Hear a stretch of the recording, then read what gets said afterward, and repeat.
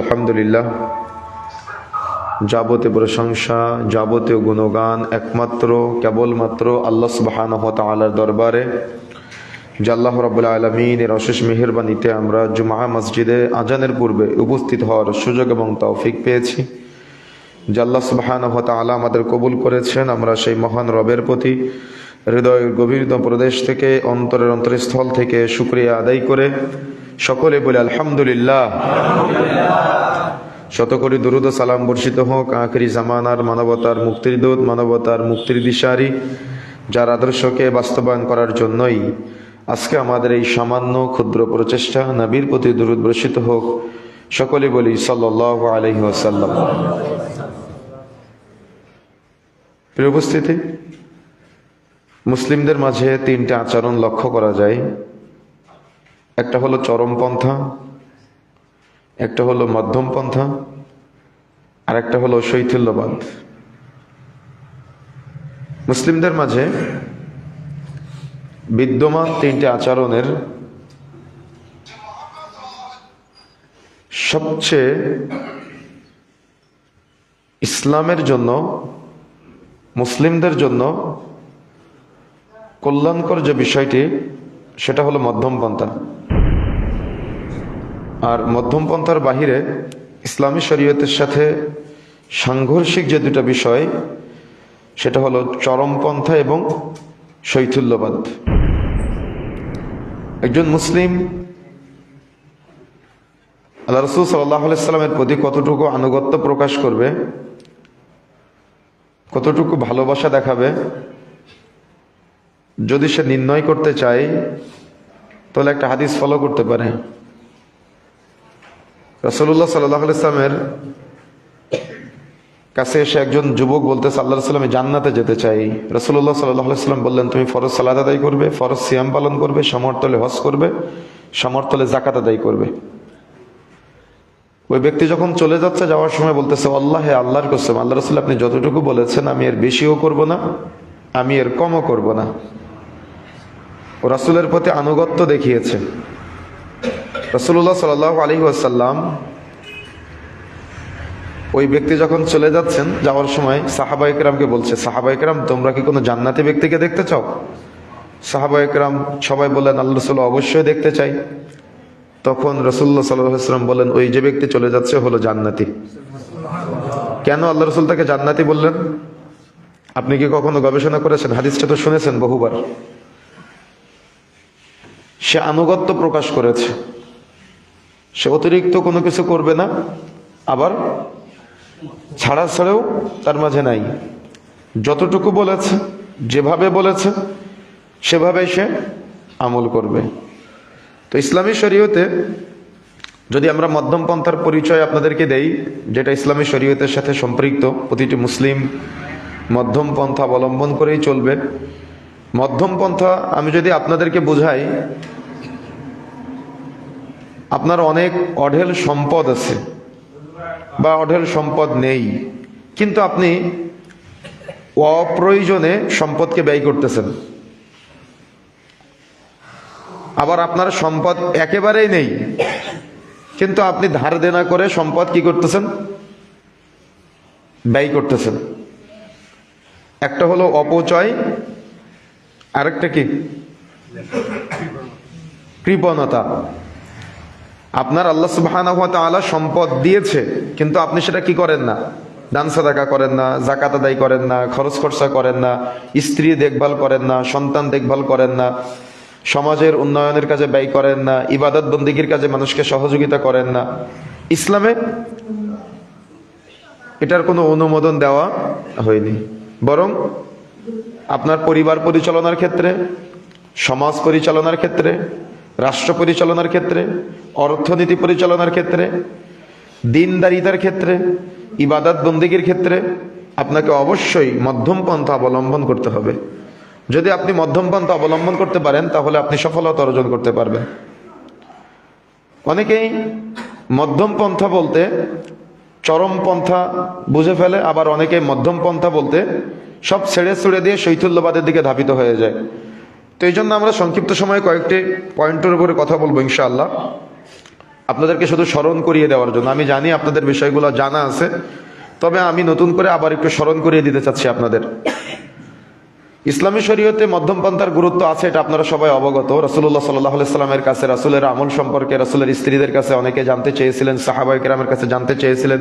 এ মর্মে লম্বা লম্বা অনেকগুলো আলোচনা পাওয়া যায়। তবে প্রসিদ্ধ একটা হাদিস আছে যে ব্যাপারে আপনাদের জানা থাকার কথা, যে 3 যুবক এসে যখন আল্লাহ রাসূলের আমল সম্পর্কে জানতে চাইলো, তখন আল্লাহ রাসূলের আমল সম্পর্কে তাদের জানানো হলো। যখন তারা চলে যাচ্ছে, যাওয়ার সময় বলতেছে, আল্লাহ রাসূল নবী হওয়া সত্ত্বেও, রাসূল হওয়া সত্ত্বেও এত এত এত বেশি আমল করে, আমরা তো কোনো আমলই করতে পারি না। 3 বন্ধুর মধ্যে এক বন্ধু বলেছিল, আমি জীবনে কখনো রাত্রে ঘুমাবো না, সারা রাত সালাত আদায় করবো। 3 বন্ধুর মধ্যে এক বন্ধু বলেছিল, আমি জীবনে কখনো বিয়ে শাদী করবো না। কেন? বিয়ে শাদী করলে স্ত্রী পরিবার পরিজন আসলে ইবাদত বন্দেগীতে বাধা ঘটে। 3 বন্ধুর মধ্যে এক বন্ধু বলেছিল, আমি সারা জীবন সিয়াম পালন করবো, কোনোদিন সিয়াম ছেড়ে দিব না। তো রাসূলুল্লাহ সাল্লাল্লাহু আলাইহি ওয়াসাল্লাম তাদের কথা শুনতে পেলেন। শুনতে পেয়ে আল্লাহ রাসূল কি বলেছিলেন? আমি নবী হওয়া সত্ত্বেও, রাসূল হওয়া সত্ত্বেও, মাসুম হওয়া সত্ত্বেও আমি রাতের কিছু অংশ ঘুমাই, কিছু অংশ ইবাদত করি। নবী হওয়া সত্ত্বেও, রাসূল হওয়া সত্ত্বেও, মাসুম হওয়া সত্ত্বেও আমি কিছুদিন সিয়াম পালন করি, আবার কিছুদিন সিয়াম ছেড়ে দেই। নবী হওয়া সত্ত্বেও, রাসূল হওয়া সত্ত্বেও, মাসুম হওয়া সত্ত্বেও আমার স্ত্রী পরিবার পরিজন আছে। যদি কেউ আমার এই সুন্নতের বিরোধিতা করে, তাহলে সে উম্মত থেকে খারিজ হয়ে যাবে, সে উম্মত থেকে বের হয়ে যাবে। আল্লাহর নবী এই কথা বলছেন। তাহলে তারা যে আমলগুলো করতে চেয়েছিল, সেগুলো কি অতিরিক্ত না? সেগুলো কি বেশি আমল না? কি মনে হয় আপনাদের কাছে? আমল বেশি না? তো আমাদের সবসময় লিমিট ক্রস করা যাবে না। লিমিট কি করতে হবে? লিমিটের মধ্যে থাকার চেষ্টা করতে হবে। আজকে জুমার নামাজ কয় রাকাত? আমি যদি 4 রাকাত পড়ি, লিমিটের মধ্যে থাকলাম না ক্রস করে ফেললাম? কিন্তু আমি কি করলাম? আমি আমল বেশি করলাম না কম করলাম? আমল বেশি করলে আপনার কাছে মনে হয় এটা তো ভালো কাজ। আপনার কাছে কি মনে হয়? আপনার কাছে মনে হয় না যে এটা ভালো কাজ? আপনি তো বলেন, যখন আমরা কোনো বেদাতি আমল, শিরকি আমল নিয়ে আপনাদের নিরুৎসাহিত করি, অনুৎসাহ প্রদান করি, তখন আপনি বলেন ভালো কাজের বাধা দেয়, বলে না? তো আমি আজকে 4 রাকাত জুমার নামাজ পড়লে আমি আমল বেশি করলাম না কম করলাম? আমল আমি বেশি করলাম। কেন মানবেন না আপনি? আল্লাহ রাসূল করে না এটাই। কথা একটাই, আল্লাহর নবী করে না এটাই। আপনি যখন হজে যান, হাজরে আসওয়াদ যে পাথর, কালো পাথর, তার কোনো দাম আছে? পাথরের কোনো দাম আছে? চুম্বন কেন করেন? আল্লাহর নবী করেছেন তাই, আল্লাহর নবী করতে নির্দেশ দিয়েছেন তাই। কথা কি বুঝতে পেরেছেন? তো সবসময় যদি আপনি মধ্যম পন্থা এবং চরম পন্থা এবং আপনি শৈথিল্যবাদ নির্ণয় করতে চান, তাহলে আল্লাহর নবীর আমলের দিকে ফিরে আসতে হবে। তাহলে আপনি মধ্যম পন্থা অবলম্বন করতে পারবেন। কেন? পুরা ইসলামটা হলো মধ্যম পন্থা। আল্লাহ রাসূল সাল্লাল্লাহু আলাইহি সাল্লামের পুরো জীবনীটা হলো মধ্যম পন্থা। রাসূলুল্লাহ সাল্লাল্লাহু আলাইহি সাল্লামের মাক্কি জীবন, মাদানী জীবন, মৃত্যুর আগ পর্যন্ত পুরো মুহূর্তটাই হলো মধ্যম পন্থার মাধ্যমে রাসূলুল্লাহ সাল্লাল্লাহু আলাইহি সাল্লাম ইসলামকে প্রতিষ্ঠিত করার চেষ্টা করেছে। যখন আবু জাহাল মুহাম্মদ সাল্লাল্লাহু আলাইহি সাল্লামকে বলেছিল, মুহাম্মদ তুমি সুন্দরী নারী চাও, টাকা পয়সা চাও, মক্কার ক্ষমতা চাও, মুহাম্মদ সাল্লাল্লাহু আলাইহি সাল্লাম নিয়েছিলেন? কি করেছিলেন? মক্কা থেকে কোথায় চলে গিয়েছিলেন? হিজরত করে মদিনায়। পরে দাওয়াত, পরিবেশ সবকিছু তৈরি করে মক্কা বিজয় করেছিলেন। কথা কি বুঝতে পেরেছেন? তার মানে আপনার স্ত্রী বোরকা পরবে আপনার ভয়ে, আর আপনার স্ত্রী বোরকা পরবে আল্লাহর ভয়ে। বলেন তো কোন ভয়টা স্থায়ী ভয়? আর কোনটাকে মধ্যম পন্থা মনে হয় আপনার কাছে? আল্লাহ ভীতিটাই হলো মধ্যম পন্থা। তাহলে মধ্যম পন্থা কি বলেন তো? আমি কয়েকটি পয়েন্টে বলেছি, একটা বলি নাই। একটা হলো পুরা ইসলামটাই মধ্যম পন্থা, আল্লাহ রাসূলের পুরা জীবনীটাই মধ্যম পন্থা, সুন্নতের উপরে অটুট থাকাটাই হলো মধ্যম পন্থা। যদি আপনি সুন্নতের উপর অটুট থাকতে না পারেন, তাহলে আপনি কখন শৈথিল্যবাদী হয়ে যাবেন, আর কখনো কখনো আবার অতিরিক্ত বুঝে কি হয়ে যেতে হবে? চরমপন্থা হয়ে যেতে হবে। কথা কি বুঝতে পেরেছেন? যে দুইটার স্থান ইসলামে নেই, শৈথিল্যবাদ এবং চরমপন্থা। তাহলে শৈথিল্যবাদ এবং চরমপন্থাকে পরিহার করে, বর্জন করে মধ্যম পন্থাকে আমাকে আপনাকে গ্রহণ করতে হবে। এখন আসেন, মধ্যম পন্থার প্রয়োজনীয়তা কি, উপকারিতা কি, তাৎপর্য কি? আমরা কয়েকটি বিষয়ে কথা বলি। তার মধ্যে এক, আকীদার ক্ষেত্রে মধ্যম পন্থা। আপনি আকীদা, আপনার বিশ্বাস, আপনি কি আল্লাহকে দেখেছেন? আপনি কি নবীকে দেখেছেন? আল্লাহর নবীর উপরে ওহী এসেছে, এটা কি আপনি দেখেছেন? ফেরেশতাদের দেখেছেন? জান্নাত দেখেছেন? জাহান্নাম দেখেছেন? পুলসিরাত দেখেছেন? দেখেন না, কি করেন? এটা কি? এটা হলো ঈমান। এই ঈমানকে পাকাপোক্ত করার জন্য, মজবুত করার জন্য তাওহীদ উলুহিয়া রুবুবিয়্যা আসমা সিফাতে বিশ্বাসী হতে হবে এবং স্বীকৃতি দিতে হবে। যেমন অমুসলিমের কাছে জিজ্ঞাসা করলে তোমার রবকে, সে বলে তোমার সৃষ্টিকর্তাকে, সে বলে ভগবান, বলে না? সেম একইভাবে যদি আপনার কাছে কেউ জিজ্ঞাসা করে তোমার সৃষ্টিকর্তাকে, আপনি বলেন শুধু আল্লাহ, কিন্তু আল্লাহ যে পালন কর্তা বিশ্বাস করেন না, আল্লাহ যে রিজিক দাতা এটা বুঝেন না, আল্লাহর যে একক ইবাদত করতে হয় এটাও আপনি বুঝেন না, তাহলে কি আপনি মধ্যম পন্থায় তাওহীদে বিশ্বাসী হতে পারলেন না? খুব ভালো করে বুঝতে হবে, তীক্ষ্ণ ব্রেন দিয়ে বোঝার চেষ্টা করবেন। সেম একইভাবে যদি আপনি আল্লাহর নবীকে নিয়ে চিন্তা করেন, আপনার আকীদার ক্ষেত্রে, বিশুদ্ধ আকীদার ক্ষেত্রে, যে আল্লাহ রাসূল সাল্লাল্লাহু আলাইহি সাল্লামকে আমাদের সমাজের এক শ্রেণীর ভাইয়েরা আল্লাহ রাসূলকে কিসের তৈরি বলে? নূরের তৈরি বলে। এখন আপনি যদি মধ্যম পন্থা অবলম্বন করেন এক্ষেত্রে, তাহলে আপনাকে ফিরে আসতে হবে কার কাছে? কোরআন সুন্নাহর কাছে। কার কাছে ফিরে আসতে হবে? কোরআন সুন্নাহর কাছে। আল্লাহ সুবহানাহু ওয়া তাআলা আল্লাহ নবীকে বলছেন, হে নবী আপনি বলুন, কুল ইন্নামা আনা বাশারুম মিসলুকুম, আমি তোমাদের মতোই একজন মানুষ। তাহলে কোরআনের কাছে আসলেই আল্লাহর নবীকে কি প্রমাণ পাওয়া গেল? মানুষ প্রমাণ পাওয়া গেল। এখন আপনি হয়তো চরমপন্থা অবলম্বন করে বলতেছেন যে আল্লাহর নবী মানুষ, কিন্তু আমাদের মতো মানুষ না, তিনি নূরের তৈরি। খুব ভালো করে বুঝবেন, আপনার আকীদার ক্ষেত্রে, আপনার মানহাজের ক্ষেত্রে, আপনার চিন্তা চেতনার ক্ষেত্রে আপনি আল্লাহর নবীকে নিয়ে যে ভাবনাটা নিয়ে আসলেন, এখন আমি যদি আপনাকে বলি যেদিন আল্লাহ সুবহানাহু ওয়া তাআলা আদম আলাইহিস সালামকে সৃষ্টি করে ফেরেশতাদের বলেছিলেন এবং শয়তানদের, তার মানে জিনদেরকে বলেছিলেন যে তোমরা কাকে সাজদা দাও? আদম আলাইহিস সালামকে সাজদা দাও। আচ্ছা, আদম আলাইহিস সালাম কিসের তৈরি? আর ফেরেশতারা কিসের তৈরি? নূরের তৈরি। তো আল্লাহ সুবহানাহু ওয়া তাআলা নূরের তৈরি ফেরেশতাদেরকে মাটির তৈরি আদমকে সাজদা করার অনুমতি দিয়েছিলেন।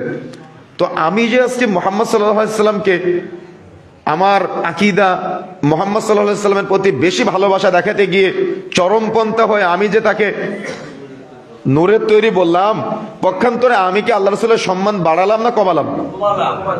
আপনি কি বুঝতে পেরেছেন বিষয়টা? তার মানে আল্লাহর নবীর সম্মানটা আমি পক্ষান্তরে চরমপন্থা অবলম্বন করতে গিয়ে, বাড়াতে গিয়ে কমিয়ে ফেললাম না বুঝার কারণে। কেন? নূরের তৈরি ফেরেশতারা মাটির তৈরি আদমকে সাজদা দিয়েছিলেন, সাজদা করেছিলেন আল্লাহর নির্দেশে। তাহলে এখানে নূর শ্রেষ্ঠত্ব প্রমাণিত হলো না মাটি শ্রেষ্ঠত্ব প্রমাণিত হলো? তাহলে আপনি ভুল বুঝে, উল্টা বুঝে আল্লাহর নবীকে কোথায় নিয়ে গেলেন? সম্মান আপনি কমিয়ে দিলেন।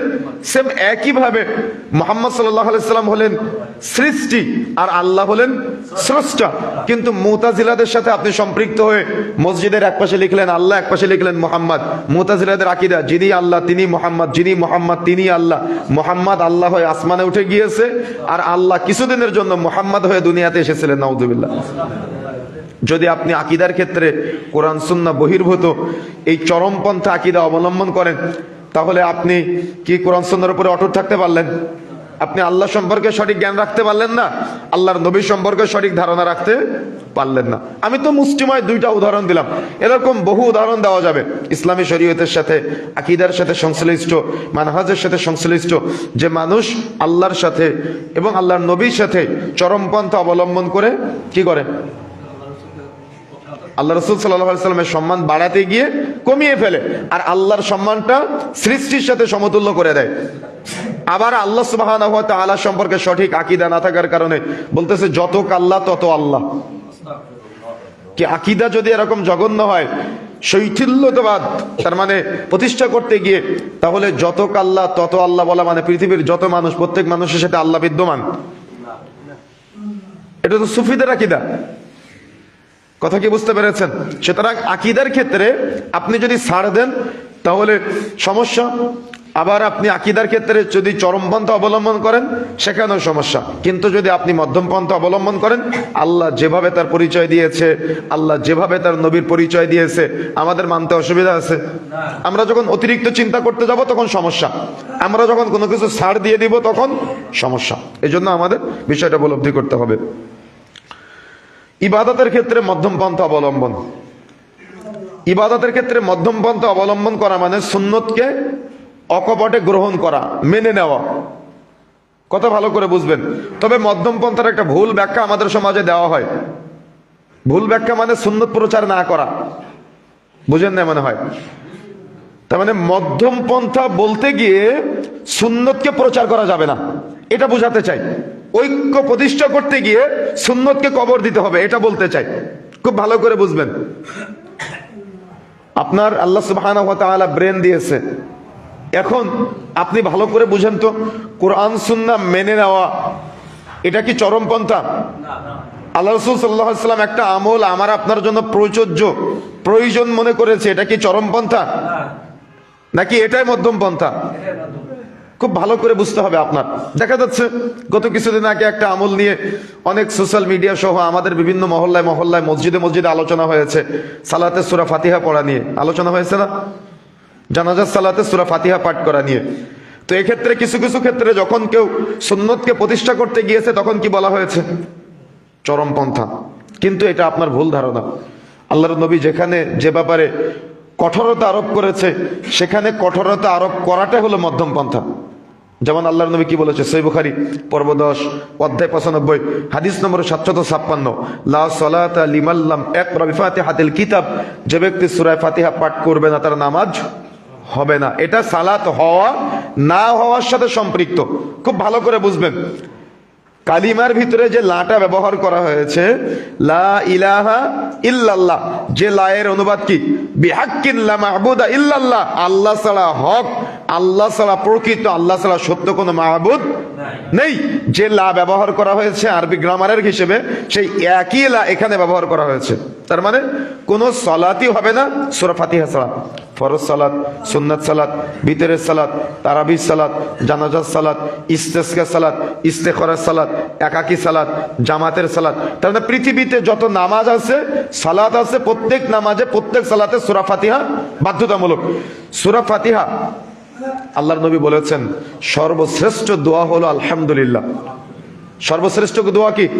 আলহামদুলিল্লাহ, মানে সূরা ফাতিহা। আর আল্লাহর নবী আবার বলছেন যে সালাতে সূরা ফাতিহা নাই ওই সালাত হবে না। এখন আমি এটা বললাম মানে আমি কি চরমপন্থা প্রচার করলাম? সমাজে আপনার প্রচলিত নেই এটা, মনে করেন সমাজে আপনার এটা প্রচলিত নেই। প্রায় 90% মানুষ এই আমল করে না, এই আমলটা ডুবে গিয়েছে। এখন আমি এটা উদ্ঘাটন করলাম মানে এটাকে আবার চরমপন্থা বলা যাবে না। খুব ভালো করে বোঝার চেষ্টা করবেন। অনেকেই ভাবে যে সমাজে একটা আমলের প্রচলন নেই, কিন্তু এই সুন্নাতটা যদি আমরা সমাজে প্রচলন ঘটাই, এটাকে সমাজের অনেক মানুষ বলে কি? চরমপন্থা। এটা চরমপন্থা নয়, বরং এটা হলো শৈথিল্যবাদ। তাহলে আপনি সুন্নতকে গোপন করতেছেন, এটা হলো শৈথিল্যবাদ। আল্লাহর নবী বলছেন যখন কোনো ব্যক্তি সূরা ফাতিহার মধ্যে বলে নামাজে দাঁড়িয়ে আলহামদুলিল্লাহি রাব্বিল আলামিন, সমস্ত প্রশংসা আল্লাহ তোমার জন্য, তখন আল্লাহ তার কথার জবাব দিয়ে বলে হামিদানি আব্দি, আমার বান্দা আমার প্রশংসা করলো, সুবহানাল্লাহ। আমি এটা জানিয়ে দেওয়া, এটা কি চরমপন্থা নাকি আপনি গোপন করার শৈথিল্যবাদ? কথা বুঝেন না মনে হয় ভালো করে।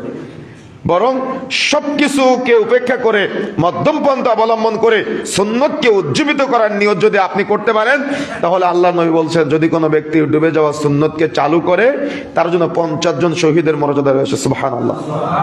আচ্ছা, গতকাল পাবনার মাহফিলে এই হাদিসটা নিয়ে ব্যাখ্যা করতেছিলাম। আচ্ছা বলেন তো, একটা ডুবে যাওয়া সুন্নত চালু করলে 50 জন শহীদের মর্যাদা, এত বড় ফজিলত কেন? তাও আবার আল্লাহর নবী জানাতানো শহীদের কথা বলে নাই, যারা বদর, উহুদ, খন্দকে যুদ্ধ করে শহীদ হয়েছে তাদের মতো শহীদের মর্যাদা পাবে সে। আচ্ছা কেন পাবে বলেন? কারণ যখন কোনো ব্যক্তি সুন্নতকে শৈথিল্যতাবাদের সাথে সম্পৃক্ত করে ফেলে তখন সেখানে বেদাতের আমদানি ঘটে। তখন কিসের আমদানি ঘটে? আপনার আজকে কি মাস চলতেছে? শাবান মাস চলতেছে।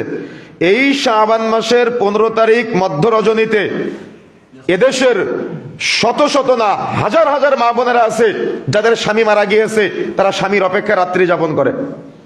নতুন শাড়ি কাপড় চোপড় পরে তারা স্বামীর অপেক্ষায় থাকে। চলে যান ব্রাহ্মণবাড়িয়া, চট্টগ্রাম, বিশেষ করে সুন্নি এলাকা যেগুলো আছে, মাজার পূজারী, কবর পূজারী, খানকা পূজারী এলাকাগুলোতে তারা বেশিরভাগ এই সমস্ত অপরাধের সাথে জড়িত। কি অপরাধ? তারা প্রচার করে যে এই 15ই শাবান দিবাগত রাত্রে স্বামী যাদের মারা গিয়েছে তাদের স্বামী ঘরে আসে জন্য তোমরা সালাত আলফি আদায় করো আর স্বামীর জন্য অপেক্ষা করো, অথচ আল্লাহর নবী থেকে কোনো প্রমাণ পাওয়া যায় না। ইবাদতের ক্ষেত্রে, শরীয়ত মানার ক্ষেত্রে তারা এই দিনে চরমভাবে বিদআতের আমদানি ঘটিয়েছে সুন্নত সম্পর্কে না জানার কারণে। এই শবে বরাতের দিনকে কেন্দ্র করে দেখা যাচ্ছে অনেকেই সিয়াম পালন করবে, অনেকেই কি করবে, হালুয়া রুটির আয়োজন করবে। তার মানে আল্লাহর নবীকে ভালোবাসতে গিয়ে সাহাবায়ে কেরামের চেয়ে বেশি ভালোবাসা দেখিয়ে ফেললাম। আল্লাহর নবীকে ভালোবাসতে গিয়ে আল্লাহর নবী যেটা বলে নাই, যেটা করে নাই, ওই যে শুরুতে হাদিসটা বলেছিলাম মনে আছে, তাহলে যেটা যতটুকু আছে ততটুকুতে সন্তুষ্ট না থেকে আমরা অতিরিক্ত চিন্তা করে অতিরিক্ত আমলের নিয়তে আমরা আল্লাহর নবীকে সাহাবায়ে কেরামের থেকে বেশি ভালোবাসা দেখাতে গিয়েছি। সাহাবায়ে কেরাম থেকে কোনো প্রমাণ পাওয়া যায় যে আল্লাহ রাসূল সাল্লাল্লাহু আলাইহি সাল্লাম অমুক যুদ্ধে তিনি কষ্ট পেয়েছিলেন, দাঁত ভেঙে গিয়েছিলেন, এজন্য নরম খাবার খেয়েছিলেন, তাই সাহাবায়ে কেরাম প্রতি বছর ওই একই দিনে নরম খাবার খেয়েছিলেন? তাহলে আমরা একটু বেশি করে ফেললাম না? আমরা একটু বেশি করে ফেললাম না? অতিরিক্ত করে ফেললাম। আবার দেখা যাচ্ছে যে রাসূলুল্লাহ সাল্লাল্লাহু আলাইহি ওয়াসাল্লাম এই দিনকে কেন্দ্র করে কি কোনো সিয়ামের ব্যাপারে গুরুত্ব দিয়েছে? যদিও কয়েকটা হাদিস পাওয়া যায় ত্রুটিপূর্ণ, দুর্বল সনদে বর্ণিত হয়েছে, কিন্তু আমাদের সমাজে আল্লাহ রাসূল সাল্লাল্লাহু আলাইহি সাল্লামের ওই আমল প্রচলন নেই যেটা সুন্নত। কোনটা? রমজানের পরে সব থেকে বেশি সিয়াম পালন করতেন এই শাবান মাসে আল্লাহর নবী। এমনকি মা বোনেরা যারা রমজানে সিয়াম পালন করতে পারে নাই, তার মানে অসুস্থতার কারণে, রাসূলুল্লাহ সাল্লাল্লাহু আলাইহি সাল্লামের তৎকালীন সময়ে অনেক মা বোনেরা 10 মাস অপেক্ষা করে শাবান মাসে ওই অসুস্থতার সিয়ামগুলো পালন করতেন। আমাদের সমাজে ওই সুন্নতের কোনো আমল নাই, একদিন সিয়াম পালন করে সবকিছু উদ্ধার করে ফেলি আমরা। আবার সমাজে প্রচলিত আছে ওই দিন কোরআন মাজিদ নাজিল হয়েছে, প্রচলিত আছে না? সালাতে আলফি আদায় করা হয়, ওয়াজ মাহফিলের আয়োজন করা হয়, হালুয়া রুটির আয়োজন করা হয়, খিচুড়ির আয়োজন করা হয়, এরকম বহু পন্থা পদ্ধতি সমাজে প্রচলিত আছে। কিন্তু যদি আপনি এক্ষেত্রে মধ্যম পন্থা অবলম্বন করেন, আল্লাহর নবীর আমলকে গ্রহণ করেন, তাহলে আপনার কাছে বিষয়টা সহজ হয়ে যাবে। কি? এই দিনকে উদ্দেশ্য করে 15ই শাবান শবে বরাতের উদ্দেশ্যে আল্লাহর নবী সিয়াম পালন করে নাই, সুতরাং যদি আমরা করি তাহলে বিদআত হয়ে যাবে। এই দিনকে কেন্দ্র করে আল্লাহর নবী সালাতে আলফিয়া আদায় করে নাই, যদি আমরা করি তাহলে কি হবে? নেকির পরিবর্তে গুনাহ হবে, অতিরিক্ত চিন্তা করে ফেললাম। আবার কি হবে?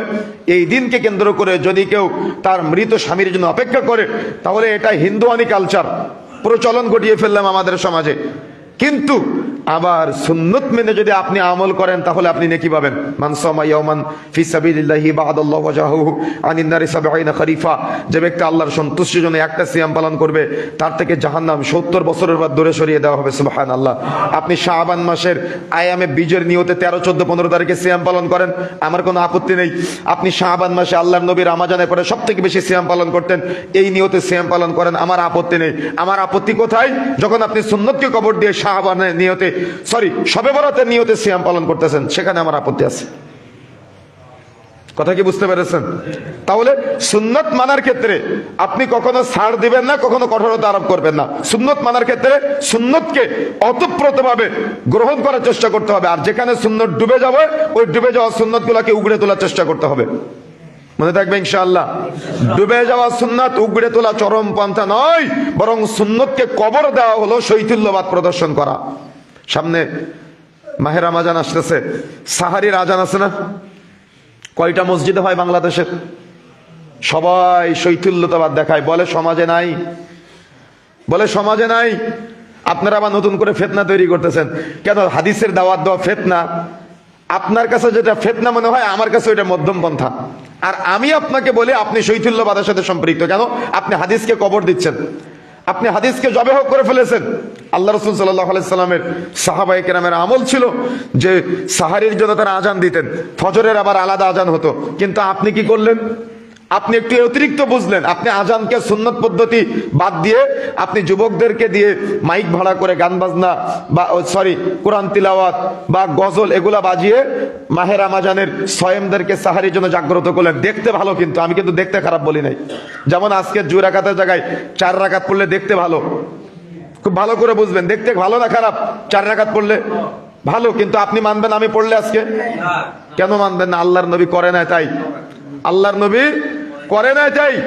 সাহাবায়ে কেরাম করে নাই। তাই সুতরাং প্রত্যেকটা ক্ষেত্রে আপনাকে এই নীতি অবলম্বন করতে হবে যে আল্লাহর নবী করে নাই, সাহাবায়ে কেরাম করে নাই, তাই আমরা করব না। যদি আল্লাহর নবী প্রয়োজন মনে না করে তাহলে আমার প্রয়োজন মনে করার দরকার আছে? কোনো দরকার আছে? কোনো দরকার নাই। আপনাকে এই নীতিতে অটুট থাকতে হবে। আরেকটা বিষয়, মাহে রমজান আসলেই আমাদের সমাজে, আমি বিভিন্ন জায়গায় বলার চেষ্টা করতেছি বিষয়টা, যেহেতু এই সমস্যাগুলো চরম পন্থার সাথে সম্পৃক্ত যারা, বিশেষ করে তাদের কয়েকটা পরিচয় আমি দিয়ে নেই। তারা হবে নবীন, তারা হবে তরুণ, অথচ আল্লাহর নবী বলছেন তারা নির্বোধ। তারা নিজেদেরকে জ্ঞানী বলে দাবি করবে, কিন্তু তাদের জ্ঞানের লেশমাত্র নাই। সহিহ বুখারীর হাদিস 3611 নম্বর হাদিস। 2 নম্বর, আল্লাহর নবী বলছেন তারা সর্বোত্তম কথা বলবে, কিন্তু সবচেয়ে নিকৃষ্ট কাজ তারা করবে, মুসলিমদের মাঝে ফটল তৈরি করে দিবে। 3 নম্বর, তাদেরকে দেখলে বাহ্যিকভাবে অনেক সুন্দর মনে হবে, এমনকি আল্লাহর নবী বলছেন তাদের ঈমান, তাদের আমল তোমাদেরকে দেখে মনে হবে তোমাদের থেকে বেশি, তোমাদেরকে মনে হবে যে তাদের তুলনায় মিসকিন। বুঝেন না? মনে হয় তাদেরকে দেখে আপনার মনে হবে যে আমি তো কোনো আমলই করতে পারি না, তাই নিজেকে মিসকিন মনে হবে, আমলের ক্ষেত্রে মিসকিন মনে হবে। আল্লাহর নবী বলছেন তারা আমল করবে, সালাত আদায় করবে, ইবাদত করবে, কিন্তু তাদের ইবাদত কণ্ঠনালী অতিক্রম করবে না। আল্লাহর নবী বলছেন পথভ্রষ্ট হওয়ার পরে তারা ইসলাম থেকে এত দূর চলে যাবে, ধনুক থেকে তীর ছেড়ে দিলে যেমন দূরে চলে যায়, তীর কি আর ফিরে আসে? ফিরে আসে না। এজন্য আল্লাহর নবী বলছেন তারা এরকম দূরে সরে যাবে, তারা আর ইসলামে ফিরে আসতে পারবে না। সামান্য ইলম অর্জন করে 5 জন আলেম দাঁড়িয়ে আছে, আলেম মাসালা দেয় না, কিন্তু সামান্য ইলম অর্জন করে আলেমদের মাসালার উত্তর দেওয়ার আগে সে 4-5 থেকে উত্তর দিয়ে দেয়। বহু লোক আছে এরকম সমাজে। তারা হবে ইবাদাতে অন্যদের চেয়ে বেশি অগ্রগামী, তারা ইবাদাতে অহংকারী হবে, ইবাদত মানুষের কাছে প্রচার করতে বেশি পছন্দ করবে। তারা মুসলমানদেরকে হত্যা করবে কাফের নাম দিয়ে, মুশরিক নাম দিয়ে, এবং তারা অমুসলিমদেরকে হত্যা করবে। তাদের আরেকটা পরিচয় হলো তারা মুসলিম শাসকের নিন্দা করবে, অপবাদ দিবে এবং পথভ্রষ্ট কাফির দাবি করবে, যেমনটা উমর রাদিয়াল্লাহু তাআলা আনহুকে বলেছিল, উসমান রাদিয়াল্লাহু তাআলা আনহুকে বলেছিল। তারা মানুষকে কিতাবুল্লাহর দিকে আহ্বান করবে, কিন্তু তারা যে কিতাবের দিকে আহ্বান করবে ওই কিতাব সম্পর্কে তাদের কোনো জ্ঞান থাকবে না, আল্লাহর নবী বলছেন। অর্থাৎ তারা কিয়াস এবং ইজমার প্রতি বেশি আগ্রহী হবে। তারপরে আল্লাহর নবী তাদের আরেকটা পরিচয় উল্লেখ করেছেন, যেটা আহমদের মধ্যে এসেছে 12972 নম্বর হাদিস, এবং আলবানী রহিমাহুল্লাহ হাদিসটাকে সহিহ বলেছেন। তারা ইবাদতের ক্ষেত্রে অতিরিক্ত কঠোরতা আরোপ করবে, তার মানে মানুষের উপরে ইবাদতের ক্ষেত্রে অতিরিক্ত কঠোরতা আরোপ করবে। যেমন আলী ও মুয়াবিয়া রাদিয়াল্লাহু তাআলা আনহুর যুদ্ধের ক্ষেত্রে আপনাদের ইতিহাস জানা থাকার কথা, এই কঠোরতা আরোপ করেছিল। তারপরে তাদের আরেকটা বৈশিষ্ট্য আছে, তারা যে নিহত হবে, তারা মানুষকে নিহত করবে এবং তারাও নিহত হবে। যারাদেরকে নিহত করবে তাদেরকে জাহান্নামী বলবে, আর তারা যে নিহত হবে নিজেদেরকে জান্নাতি বলে দাবি করবে, এবং মানুষদেরকে বলবে যে তোমরা যদি তাদেরকে হত্যা করে নিহত হও তাহলে তোমরাও জান্নাতি। তার মানে ভুল তথ্য মানুষের কাছে প্রচার করবে। আল্লাহ নবী তাদের সম্পর্কে আরো বলছেন, ওরা এমন জাতি যাদের অন্তরে রয়েছে বক্রতা। আপনি সহজ সরল যেটা ঢোকাবেন সিরাতে মুস্তাকিমের রাস্তা তারা চিনতে পারবে না। আল্লাহ রাসূল সাল্লাল্লাহু আলাইহি সাল্লাম তাদের আরেকটা বৈশিষ্ট্য উল্লেখ করেছেন, মতভেদ ও মতনৈক্যের সময় এদের আবির্ভাব বেশি দেখা যাবে। তার মানে যখন কোনো বিষয় নিয়ে মতনৈক্য দেখা যাবে, মতপার্থক্য দেখা যাবে, তখন তারা কোরআন সুন্নাহ বাদ দিয়ে নিজেদের মতবাদ প্রচার করার চেষ্টা করবে। আল্লাহ রাসূল সাল্লাল্লাহু আলাইহি ওয়াসাল্লাম তাদের আরো কিছু পরিচয় দিয়ে বলেছেন, তারা কোরআন সুন্নাহর দিয়েই কথা বলবে, কিন্তু কোরআন হাদিসের অপব্যাখ্যা করবে। আপনার কাছে মনে হবে তারা কোরআন হাদিসের কথা বলতেছে, কিন্তু মূলত তারা কোরআন হাদিসের অপব্যাখ্যা করতেছে। সৎ কাজের আদেশ অসৎ কাজের নিষেধ করবে, কিন্তু তারা এটা কঠোরতার সাথে সৎ কাজের আদেশ অসৎ কাজের নিষেধ করে মানুষ হত্যা করার মাধ্যমে। তারপরে তারা আলেমগণকে মূল্যায়ন করবে না, ওলামায়ে কেরামকে মূল্যায়ন করবে না, নিজেদেরকে বড় জ্ঞানী মনে করবে। যেমন খারিজিরা নিজেদেরকে জ্ঞানী মনে করেছিল এবং সাহাবায়ে কেরামকে বেদিন মনে করতো। তারা সাহাবায়ে কেরামকে মনে করতো বেদিন আর নিজেদেরকে মনে করতো জ্ঞানী, ইলমওয়ালা। ওরা মানুষের হুকুমত লাগানোর ক্ষেত্রে তড়িৎ হুকুমত লাগাবে। তার মানে কাউকে কাফের সাব্যস্ত করতে গিয়ে দ্বিধা করবে না, হুটহাট একে কাফের, ওকে কাফের, তাকে কাফের, হুটহাট বলে দিবে। এটাকে বলা হয় হুকুমত। তার মানে কোনো একটা ব্যক্তির নামের সাথে কোনো একটা ট্যাগ যুক্ত করতে গিয়ে তারা দ্বিধা করবে না। সে আলেম হোক, সাধারণ মানুষ হোক, তারা নিজেদেরকে জ্ঞানী পণ্ডিত মনে করে এবং অন্যদেরকে তড়িঘড়ি করে একটা হুকুমত দিয়ে দেয়, অমুক কাফের, অমুক ফাসেক, অমুক জালেম, এভাবে বলে বলে মানুষের উপরে হুকুমত দিয়ে দেয়। তারাই কিন্তু প্রথম মুসলিমদের মাঝে ফেরকায়ে নাজিয়ার মধ্যে বিভক্ত তৈরি করেছিল এবং তারাই মুনাফিকদের, তাদের মাঝে মুনাফিকদের একটা লক্ষণ দেখা যায় এবং তারা কিয়াস বা ধারণা ভিত্তিক বিষয়গুলোকে বেশি বিশ্বাস স্থাপন করে। আল্লাহ নবী তাদের আরো কিছু প্রমাণ দিয়েছেন। তারা মনে করে জালেম শাসকের শাসন জায়েজ নেই, অথচ আল্লাহ নবীর একটা হাদিস পাওয়া যায় যে আল্লাহ রাব্বুল আলামিন কখনো ফাসেক ফাজিলদের মাধ্যমে ইসলামের উপকার করতে পারে, অথচ রাসূলুল্লাহ সাল্লাল্লাহু আলাইহি ওয়াসাল্লাম বলছেন তারা এগুলাকে কুফরির সাথে সম্পৃক্ত করে, তারা এগুলাকে হত্যাযোগ্য অপরাধী বলে সাব্যস্ত করে। তারা মুখে আহলে ইলমদের কথা বললেও তাদের অন্তরে বক্রতা দেখা যায় এবং তাদের আরেকটা পরিচয় হলো তারা আত্মহত্যাকে বেছে নেয় এবং আত্মহত্যাকে তারা অপরাধ মনে করে না। তারা কারা বলেন তো? এই যে বর্ণনাগুলি দিলাম, এরা কারা? যারা চরমপন্থার সাথে সম্পৃক্ত। যারা কিসের সাথে সম্পৃক্ত? চরমপন্থার সাথে সম্পৃক্ত। যতবারই তাদের আবির্ভাব হবে, আল্লাহর নবী বলছেন ততবারই তারা ধ্বংসপ্রাপ্ত হবে। তবে কিয়ামতের আগ পর্যন্ত এরা আসবে, এরা আবার ধ্বংসপ্রাপ্ত হবে, মুমিনদের সামনে এরা টিকতে পারবে না।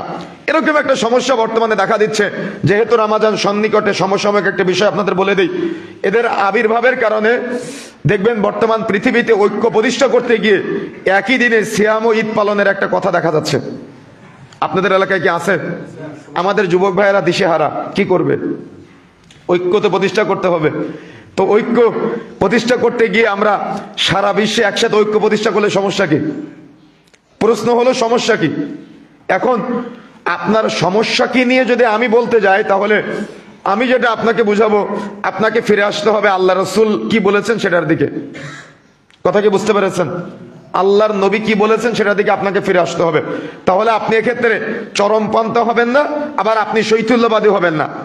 আপনাকে কোরআন সুন্নাহর দিকে ফিরে আসতে হবে। তাহলে আপনি এটার সঠিক মাসআলা খুঁজে পাবেন। সঠিক মাসআলা কি? আল্লাহর নবী বলেছেন সুমু লিরুয়াতিহি ওয়া আফতিরু লিরুয়াতিহি, তোমরা চাঁদ দেখে সিয়াম পালন করো, চাঁদ দেখে সিয়াম ছেড়ে দাও। এটা হলো আল্লাহর নবীর কথা। কিন্তু এত পণ্ডিত আল্লাহর নবীর কথাকে গ্রহণ করতে পারে না, যুক্তি দিয়ে মানুষকে বোঝায় সৌদি আরবের মুসলিমরা তারা কি অমুসলিম? দুইজন সাক্ষী সাক্ষ্য দিচ্ছে, তাদের সাক্ষী কি মানার প্রয়োজন নেই? এ কথা বলেই আমার যুবক ভাইদের মুখটাকে আটকায় দেওয়া হচ্ছে। আচ্ছা, আমি যদি আপনাকে একটা উদাহরণ দিই, এটা হলো খেজুর গাছ। খেজুর গাছের উপরে যে থাকে আর খেজুর গাছের নিচে যে থাকে, ইফতার আগে কে করবে? নিচে যে থাকে সে আগে ইফতার করবে। একই দেশ, একই গ্রাম, একই জায়গা, একটাই গাছ, একই গাছের নিচে এ সাক্ষী দিচ্ছে যে সূর্য ডুবে গেছে দেখা যাচ্ছে, কিন্তু যে উপরে আছে ওকে ইফতার করতে পারবে? কেন পারবে না? ও সূর্য দেখতে পাচ্ছে এজন্য করতে পারবে না, কিন্তু একই জায়গা আছে। তো এই সাক্ষ্য চলবে এখানে? এই সাক্ষ্য এখানে চলবে? কেন চলবে না? ও তো দেখতে পাচ্ছে, তাহলে তার ক্ষেত্রে চলবে এটা? তো আপনি যুক্তি দিলেন, আমার যুক্তি আপনি মানবেন না। আল্লাহ নবী কি বলেছেন? যে নিচে আছে ও আগে সূর্য ডোবা দেখবে, ও আগে ইফতার করবে, আর যে উপরে আছে সে পরে সূর্য ডোবা দেখবে, সে পরে ইফতার করবে। আল্লাহ নবীর এই কথাকে আপনি গ্রহণ করতে পারলেন, নিচের এই অল্প দূরত্বের সাক্ষীকে আপনি সাক্ষ্য মেনে ইফতার করতে পারলেন না। আর 6 ঘন্টা আগে, 24 ঘন্টা আগে কোথায় চাঁদ দেখা গিয়েছে, আপনি ওই চাঁদকে কেন্দ্র করে আপনার দেশে তো দেখাই যায়নি, আপনি যেখানে অবস্থান করছেন সেখানে তো দেখাই যায়নি, তাহলে আপনি যুক্তি দিচ্ছেন কেন? পৃথিবীতে কয়টা রেখায় চাঁদ দেখা যায়? 3টা। কয়টা? 3টা। আজকে আরবি মাসের কয় তারিখ? শাবান মাসের কয় তারিখ? 11 হবে না? 6-7 তারিখ হতে পারে সম্ভবত। 11 তারিখ? ও আচ্ছা, 11 তারিখ। আচ্ছা বলেন তো, আজকে আপনার ভূখণ্ডে 11 তারিখ, মিডিল ইস্টে কয় তারিখ আরবি মাসের? হ্যাঁ, 12 তারিখ। আর পশ্চিমাদের কয় তারিখ? 13 তারিখ। 3টা দীর্ঘ রেখায় চাঁদ দেখা যায় আরবি মাসের। তিনটা দীর্ঘাম রেখা। আজকে যদি আপনার 11 তারিখ হয়, মিডিল ইস্টে 12 তারিখ, আর পশ্চিমাদের কয় তারিখ? পশ্চিমাদের 13 তারিখ। খুব ভালো করে ব্রেনে ঢুকিয়ে নেওয়ার চেষ্টা করবেন। কোনোদিন কেউ বিভ্রান্ত করতে আসলে তাকে জবাব দেওয়ার চেষ্টা করতে হবে, মনে থাকবে ইনশাআল্লাহ।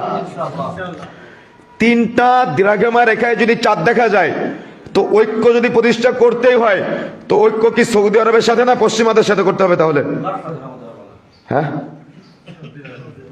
ঐক্য যদি প্রতিষ্ঠা করতে হয় কার সাথে করতে হবে? যে আগে দেখে তার সাথে না? যদি ঐক্য করতেই হয়, তো আপনি তাদের ফলো করেন না কেন? পশ্চিমাদের ফলো না করে মিডিল ইস্টকে ফলো করেন কেন? জ্ঞান তো থাকা লাগবে, ইলম তো থাকা লাগবে। কেন পশ্চিমাদের মুসলিম যে ভাইরা আছে তাদেরকে মুসলিম মনে হয় না? তারা তো সাক্ষী দেয়, তো তাদের সাক্ষ্য আপনি মানেন না কেন? দেখেন, আমাদের সবসময় মনে রাখতে হবে, ইসলামের যে বিষয়গুলা আমাদের জ্ঞানের বাহিরে, ওই বিষয়গুলা নিয়ে আপনি যখন গবেষণা করবেন তখন আপনি নাস্তিক হয়ে যাবেন।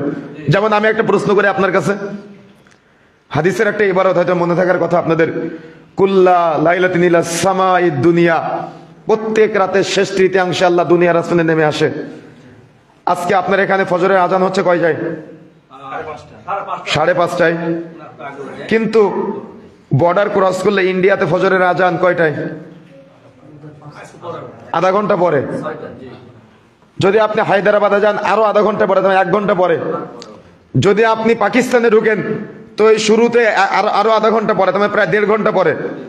তো এভাবে যত আপনি এদিকে যাবেন তত সময় কম বেশি হতে থাকবে না? পূর্ব পশ্চিম মিলায় সময় কম বেশি হতে থাকবে না? আপনি যখন আজকে জুমার সালাতের খুতবা শুনতেছেন, বলেন তো পৃথিবীর কোন দেশে এই সময়ে কি ফজরের নামাজ হচ্ছে না? পৃথিবীর কোন দেশে এই সময়ে আসরের নামাজ হচ্ছে না? পৃথিবীর কোন না কোন দেশে এই সময় রাতের শেষ তৃতীয়াংশ আছে না? তাহলে আবার পৃথিবীর এই যে জুমা আল্লাহ সুবহানাহু ওয়া তাআলা এত চমৎকার ভাবে সাজিয়েছে, এই জুমাটা 24 ঘন্টা চলমান থাকবে। বুঝেন না মনে হয়? তার মানে এই যে খুতবা আজকে এখানে হচ্ছে না, এইভাবে গোটা পৃথিবীতে 24 ঘন্টা ঘূর্ণায়মান থাকবে, খুতবা হতেই থাকবে, জুমা চলমান থাকবে। তাহলে আল্লাহর নবী যে বলেছেন প্রত্যেক রাতের শেষ তৃতীয়াংশে আল্লাহ প্রথম আসমানে নেমে আসে, আমি যদি এখন আপনার কাছে একটা প্রশ্ন করি, আল্লাহ আপনার দেশের সময় প্রথম আসমানে আসে, না ইন্ডিয়ার সময় আসে, না পাকিস্তানের সময় আসে, না সৌদি আরবের সময় আসে, না লন্ডনের সময় আসে? উত্তর আছে আপনার কাছে? 24 ঘন্টা প্রথম আসমান চলমান না? রাতের শেষ তৃতীয়াংশ 24 ঘন্টা গোটা পৃথিবীতে চলমান না? তাহলে আল্লাহ আপনার দেশের সময় আসে, আমেরিকার সময় আসে না, সৌদি আরবের সময় আসে না? তাহলে কি আল্লাহ সবসময় প্রথম আসমানে থাকে? উত্তর আছে আপনার কাছে? উত্তর দিতে পারবেন আপনি? উত্তর খোঁজার চেষ্টা করেন, নাস্তিক হয়ে যাবেন। কথা কি বুঝতে পেরেছেন? এই জন্য রুবুবিয়াতের বিষয়ের সাথে সংশ্লিষ্ট যেগুলো আছে, এগুলার ক্ষেত্রে যারাই বাড়াবাড়ি করেছে তারাই কাফের হয়ে গেছে, তারাই চরমপন্থা অবলম্বন করেছে, তারাই যুগে যুগে আলী রাদিয়াল্লাহু তাআলা আনহুকে হত্যা করেছে, উসমান রাদিয়াল্লাহু তাআলা আনহুকে হত্যা করেছে, ওমর রাদিয়াল্লাহু তাআলা আনহুকে তারা হত্যা করেছে। এই জন্য প্রিয় বন্ধুরা আমার, ইসলাম যেভাবে যতটুকু দিয়েছে ততটুকুতে আনুগত্য প্রকাশ করার নামই হলো মধ্যম পন্থা। আর আপনি যখন অতিরিক্ত বুঝবেন, যে বুঝটা আল্লাহর নবী দেয় নাই, প্রয়োজন মনে করে নাই, আপনি যদি প্রয়োজন মনে করেন তখন আপনি চরমপন্থী হয়ে যাবেন। আর আল্লাহর নবী দিয়ে গেছে কিন্তু আপনি হেলায় ফেলায় পার করে দিচ্ছেন, আপনি শৈথুল্যবাদের সাথে জড়িত হয়ে যাবেন। কথা কি বুঝতে পেরেছেন? এই জন্য ইসলামী শরীয়তে শৈথুল্যবাদেরও স্থান নেই, চরমপন্থারও স্থান নেই। ইসলামিক শরীয়তে একটা স্থান, সেটা হলো মধ্যম পন্থা। আর মধ্যম পন্থা মানে কোরআন সুন্নাহ। কথা মনে থাকবে ইনশাআল্লাহ। মধ্যম পন্থা মানে কি? পবিত্র কোরআন ও সহিহ সুন্নাহ। এখন পবিত্র কোরআন ও সহিহ সুন্নাহর উপরে কথা বলতে গিয়ে যদি কোনো প্রকার কঠোরতাও আসে, সেটাও মধ্যম পন্থার অন্তর্ভুক্ত। কেন? সেই ব্যাপারে আল্লাহর নবী নির্দেশনা দিয়েছেন তাই। কথা বুঝেন না মনে হয়? তাহলে একজন ব্যক্তি ছাড় দিয়ে চলতেছে, কিন্তু আপনি ছাড় না দিয়ে কঠোরতা আরোপ করতেছেন। যেমন আপনার বাড়িতে বিয়ে হচ্ছে, এখন আপনি মুরব্বী চাচা, আপনি কি করলেন? শৈথুল্যবাদী প্রদর্শন করলেন যে একদিন গুনাহ করলে কি হয়, একদিন পাপ করলে কি হয়। এই কথা বলা মানে আপনি পাপকে ঘৃণা না করা, এ কথা বলা মানে আপনি গুনাহকে ঘৃণা না করা। এজন্য আপনার বাড়িতে একটা হিন্দুর বিয়ের থেকে খারাপ পরিবেশে বিয়ে হয়। আবার আপনি বললেন ছেলেগুলা গান বাজনা বাজালো, এত কঠিন অপরাধ করলো, এদের সবকে কতল করে দেওয়া হোক, এটা হলো চরমপন্থা, এটা চলবে না। তবে এখানে মাসালা কি, ভুল করে ফেলেছে। রাসূলুল্লাহ সাল্লাল্লাহু আলাইহি ওয়াসাল্লাম বলছেন, নেকির কাজ করার মাধ্যমে ঈমান বৃদ্ধিপ্রাপ্ত হয়, পাপের কাজ করার মাধ্যমে ঈমান হ্রাসপ্রাপ্ত হয়, ঈমান কমে যায়। তারা ভুল করেছে, আল্লাহর কাছে তওবা করবে, আর আল্লাহ তওবাকারীকে বেশি পছন্দ করে। হেদায়েতের দাওয়াত দাও। কি বুঝলেন? আপনার যদি মাথা যন্ত্রণা করে তো মাথা কেটে ফেলবেন না ওষুধ খাবেন? মাথা কেটে ফেলা হলো চরমপন্থা, আর ওষুধ না খাওয়া হলো শৈথিল্যবাদ। কথা কি বুঝতে পেরেছেন?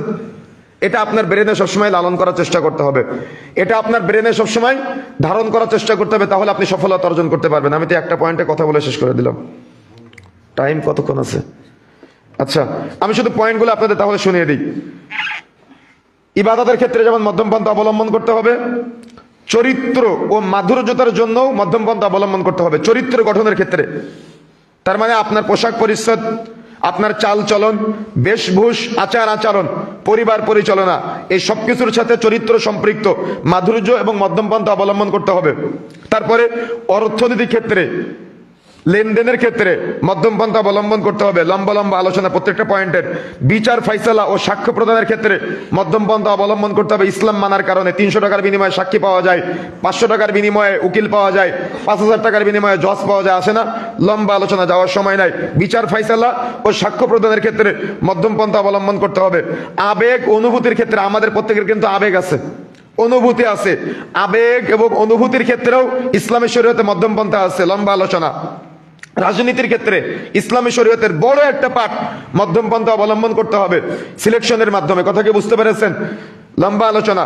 সামাজিক ক্ষেত্রে মধ্যম পন্থা অবলম্বন করতে হবে। সমাজ বৃহত্তর একটা ক্ষেত্র, সমাজ ছাড়া মানুষ কিন্তু চলতে পারে না। এই সমাজ পরিচালনার ক্ষেত্রে মধ্যম পন্থা অবলম্বন করতে হবে। ইসলামে নিজের উপর, প্রত্যেক ক্ষেত্রে পরিবারের উপরে বাড়াবাড়ি নিষিদ্ধ, এটা সবসময় ব্রেনে রাখতে হবে। এবং ইসলাম মধ্যমপন্থী ধর্ম, এটা আমাকে আপনাকে বিশ্বাস করতে হবে। আরেকটা বিষয়, ইসলামে মধ্যমপন্থা অবলম্বন করলে আপনি সহজে দুনিয়াবী জীবন পরিচালনা করতে পারবেন, এই চিন্তা আপনার ব্রেনে বিশ্বাস রাখতে হবে সবসময়। তারপরে মুসলিম উম্মার শ্রেষ্ঠত্ব যদি আপনি বিশ্লেষণ করতে পারেন, তাহলে আপনি মধ্যমপন্থা নিয়ে দুনিয়া থেকে বিদায় নিতে পারবেন ইনশাআল্লাহ। সুতরাং আসুন আমরা ইসলামী শরীয়তের রুলস ফলো করে মধ্যম পন্থায় সম্পৃক্ত হয়ে আমরা দুনিয়াবী জীবন পার করে দেওয়ার চেষ্টা করি। আমরা কখনো চরম পন্থা, অর্থাৎ যেটা ইসলামী শরীয়ত অ্যালাউ করে না, আমরা এটা বর্জন করি। এবং যেটা শৈথিল্যবাদ, যেটা একবারে গা ছেড়ে দেওয়া, যেটা ইসলাম সমর্থন করে না, আমরা এগুলা বর্জন করি। এগুলার মাধ্যমে সমাজ ধ্বংস হয়ে যায়, পরিবার ধ্বংস হয়ে যায়, রাষ্ট্র ধ্বংস হয়ে যায়, দেশ ধ্বংস হয়ে যায়। এমনকি মুসলমানরা ইবাদত বন্দেগীতে অনীহা প্রকাশ করে। তাই আসুন আমরা চেষ্টা করি ছাড়াছাড়ি বেশি না করি, বেশি কঠোরতা আরোপ না করি, মধ্যম পন্থা অবলম্বন করে ইসলামী শরীয়তের রুলস মেনে আমরা ইসলামের একেবারে প্রকৃত মুমিন মুত্তাকি বান্দা হয়ে পৃথিবী থেকে বিদায় নেওয়ার চেষ্টা করি। আল্লাহ সুবহানাহু ওয়া তাআলা আমাদের সবাইকে তৌফিক দান করুন, বলেন আমিন। আমরা আল্লাহর কাছে দোয়া করি, মধ্যম পন্থা ইসলামী শরীয়তের অত্যন্ত গুরুত্বপূর্ণ একটা পাঠ। এই মধ্যম পন্থার উপরে আমরা বেশি বেশি পড়াশোনা করি। যত বেশি আমরা পড়াশোনা করতে পারবো, তত আমাদের আচার আচরণ আখলাকের মাধ্যমে মানুষ ইসলামী শরীয়তের দিকে এগিয়ে আসবে ইনশাআল্লাহ। আপনি যদি ছেড়ে দেন, তাহলে আপনাকে অমুসলিমদের মতো মনে হবে, আর আপনি যদি বেশি কঠোরতা আরোপ করেন, তাহলে আপনার সাথে মানুষ মিশবে না।